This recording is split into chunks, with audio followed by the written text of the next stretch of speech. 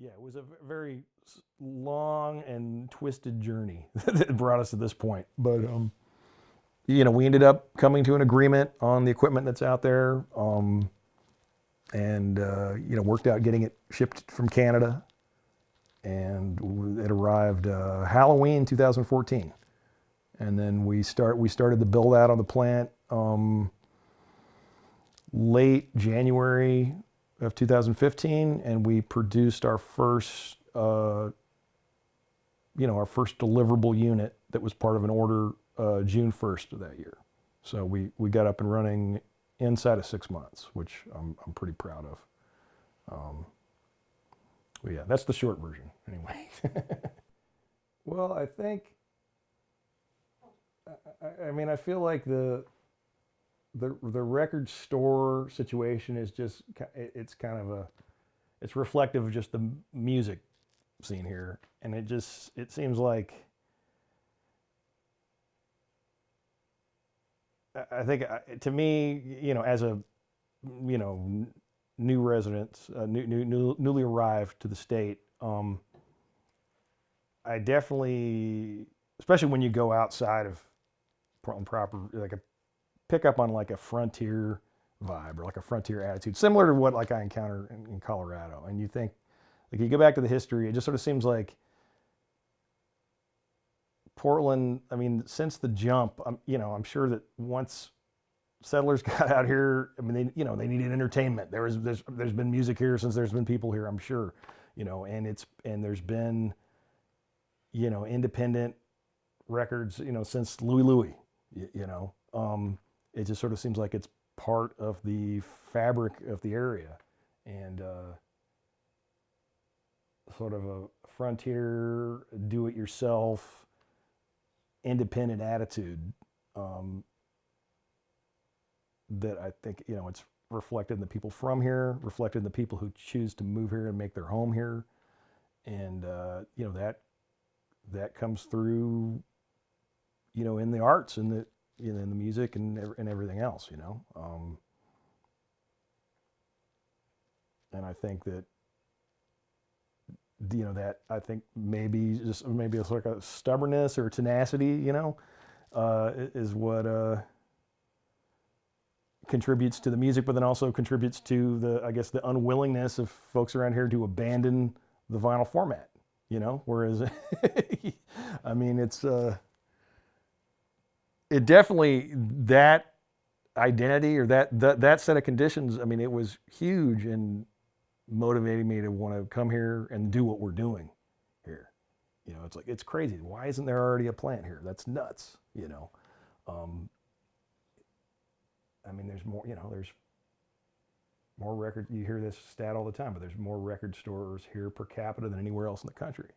It just seems, it just made too much sense, and, and thankfully we were right. We were hoping, okay, we hope we're locally embraced, and we fully were. It's been great. The local music scene and labels and artists and everything have been super supportive and super enthusiastic about us being here, and,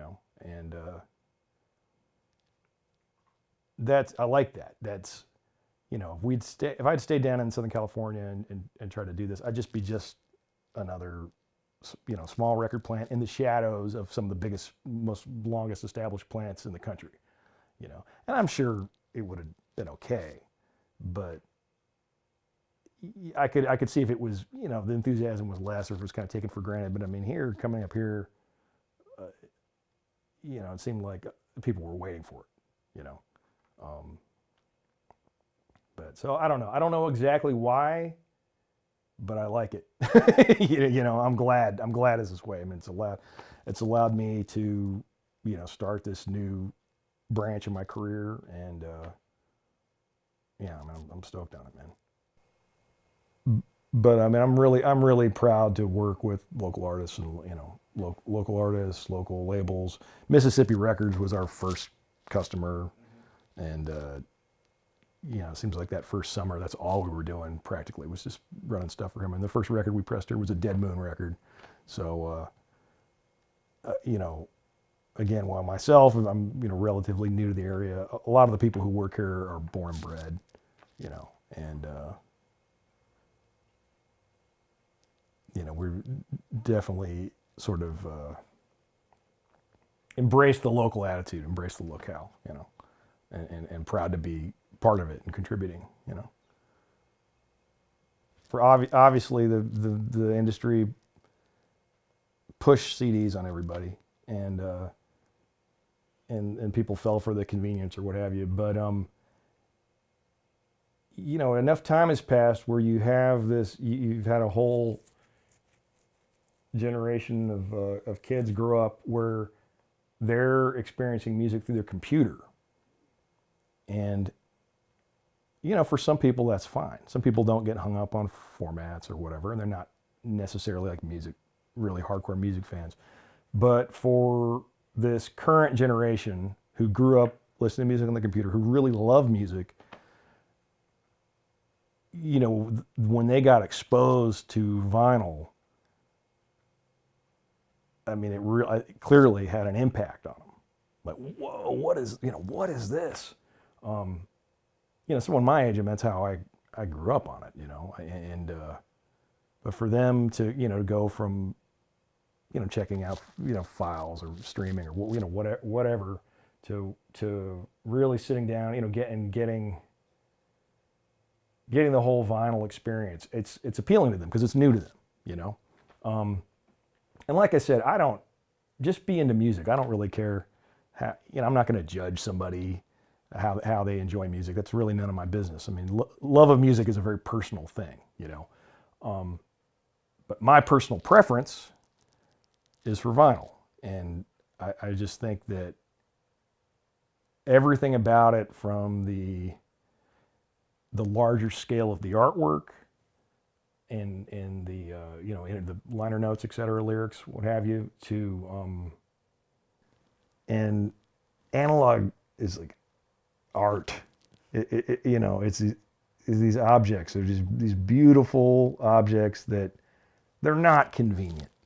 Like you can't just hit play and walk away. I mean, they command your attention, your full attention. It's an interactive. Like, you've got to be focused on it, and it really, I think, just because it's not so convenient and consumable, it really forces you to take the time and sit down and pay attention to the music, pay attention to the program material. And that's just so in stark contrast to the on-the-go clicking and this just disposable content that's playing in the background while you're multitasking all these other things. It's just it's a different relationship, And like I said, it's not everybody loves music like that, but for the people that do, other than going to a live performance, it's as good as it gets, I mean, you listen to a record, you're listening to a sound wave. You listen to digital file, you're listening to ones and zeros, and I really think to this day, there's the best music format that comes as close to replicating a live performance is vinyl. It's playing back vinyl on a good system. Yeah, you can't beat it, So it's and now that I don't own a record store anymore, I've rediscovered going to record stores. And I'd go to when I had my shop, I'd walk into other stores and I'd immediately start refiling stuff, and I felt like I was fucking work still, So now I'm in heaven because I'm in the record store capital of the country. And I don't have that monkey in my back anymore. I'm in record stores, weekly, easily. Sometimes, and I wouldn't say every day, but I buy records every week, and I've got my setup at home, and it sounds fucking great, and yeah, it's hard for me to overstate the importance of this format in my life, and I think my career path and the choice of what I do is reflects that, you know.